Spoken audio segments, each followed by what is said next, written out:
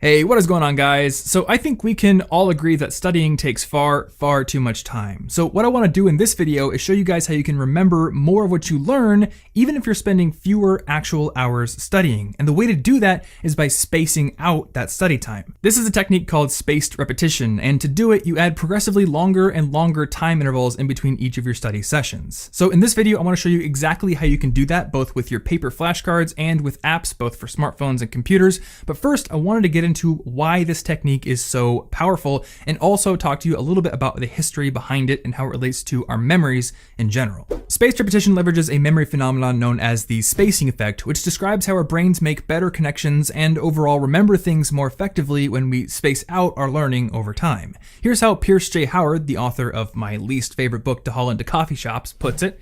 Work involving higher mental functions, such as analysis and synthesis, needs to be spaced out in order to allow new neural connections to solidify. New learning drives out old learning when insufficient time intervenes. And we've actually known about this effect for quite a long time. Back in the late 1800s, a psychologist named Hermann Ebbinghaus basically launched the field of memory science itself by embarking upon an intense study where he made himself memorize long lists of nonsense syllables. And through that research, he eventually came to develop what's called the forgetting curve, which describes how memories decay over time. But what he also learned is that by spacing out his efforts to memorize these lists, he could put in less actual study time to get them memorized perfectly. For example, for one list of 12 syllables, he found that it took him 68 repetitions on one day and then 7 repetitions the next day to memorize it perfectly. But by spacing out his studying over the course of 3 days, he found he could achieve the same level of perfection in only 38 repetitions. Over the past 130 years since he published his findings, lots of other studies have been able to replicate the same positive results, which leads us to the question, why does the spacing effect work?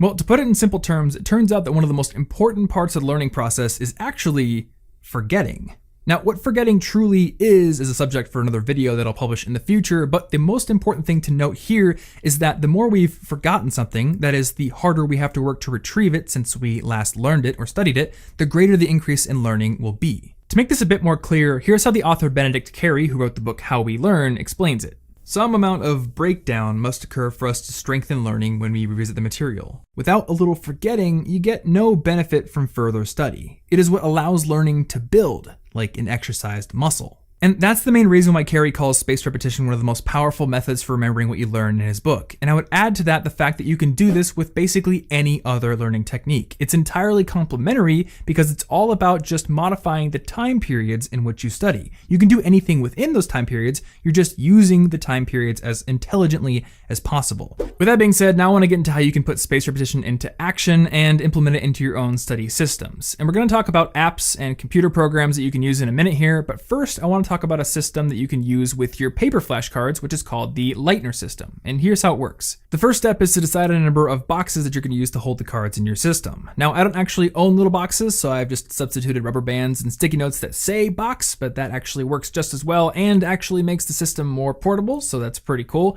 And from there, each individual box is going to represent a different study time interval. So box 1 might be studying every day, box 2 might be studied every other day, and so on. And when you're studying your cards in the boxes, every time you get a card right, it's going to graduate to the next box. So you're going to see it less and less often. But if you get a card wrong, it's going to go all the way to box number 1, no matter where it was. And by using this system, you get 2 main benefits. Number 1, you're maximizing your learning through the spacing effect, but number 2, you're also studying more efficiently because you're spending more time on the cards that need the most attention and less time on the ones you know really well, rather than studying every single card equally. Now, this paper system works really well for both of those goals, but if you want to take advantage of more advanced scheduling algorithms and other features, you're going to need to find yourself a spaced repetition app. And there are a lot of contenders in this area, but I want to focus first on what is probably the most popular one right now, and that is called Anki. Anki has a huge community, it's insanely customizable, and best of all, it has apps for almost every platform out there, and almost all of them are free, with the exception of the iPhone app, which oddly costs a whopping $25. Now, I think the price is that high because it's their way of basically letting people support the app since it's free everywhere else, but if you're on an iPhone and you don't want to pay that much, fear not, because Anki also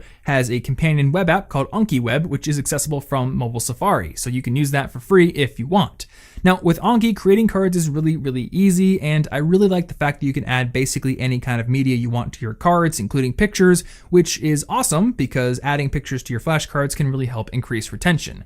However, the killer feature of Anki is the ability to rate cards based on difficulty when you're studying them. So essentially, when you turn a card over, you can tell the program how hard it was for you to dredge the answer up from the depths of your memory, and it will use that data to decide how long it's going to be before you see that card again. And that's really the main strength of spaced repetition apps versus a paper system. Each individual card can be tracked, can have a difficulty rating, and can be adjusted in the algorithm so you're getting the most benefit of the spacing effect. Anki is definitely not the only spaced repetition app out there though, so if you're looking for alternatives, I've got a few things in mind for you to take a look at. Number one being an app called TinyCards, which I showed off in my previous video on how to make better flashcards. Now, TinyCards is only for the iPhone, unfortunately, but there should be an Android version coming soon, and honestly, when compared to Anki, I think it's a lot more simple, a lot prettier, and the process of making cards is more fun and faster because they have an excellent system for adding images to your cards. Aside from TinyCards, there are also apps like Flashcards Deluxe, Memrise, SuperMemo, Mnemoscene, Eidetic, Quizlet, and probably a bunch of others that I don't even know about right now, but I'm sure you will let me know about down in the comments. So before I wrap this video up, I have a couple more things I want to mention. Number one being that the script I wrote for this video is actually about half the length of the blog post I wrote, so if you want a lot more detail, especially pertaining to the memory bits and how the spacing effect works,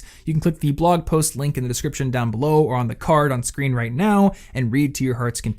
Also, and I have been really excited to announce this for quite a long time now, there is now an official College Info Geek t-shirt on dftba.com, and I am super stoked about this. I've already ordered mine, and there's going to be a link down in the description, also a card. So if you would like to get your very own shirt, which may or may not grant superpowers, you can click either of those links and order one. Now, one cool thing about the shirt's design is it was actually created by the College Info Geek community. My good friend Ashley did the hand letter design itself, but the mantra or the saying on the shirt was actually decided upon by people in the College Info Geek community over on Reddit, which I think is really cool. And I would love to continue to play up this community aspect. So if you get a shirt, I would love to see you tweeting awesome pictures of you wearing it. So just send them to me over on Tom Frankly, and I will probably retweet them. You can also put them in the Reddit as well if you like. And other than that, that's all I have for this video, guys. So thanks so much for watching. If you found it useful, give it a like to support this channel. And you can also subscribe with that button right down there if you want to get new videos on being a more effective student every single week. You can also get a copy of my book on earning better grades by going to the picture of the book right there and clicking your mouse button. You can find the previous video right over there, which was about how to use flashcards more effectively. And if you want to find that awesome article, which is way more detailed than this video was, go to the full article thing right there. If you'd like to connect with me, you can use the social media links down below, but there's also a non-zero probability that you can connect with me by yelling into a conch shell. So maybe give that a try too.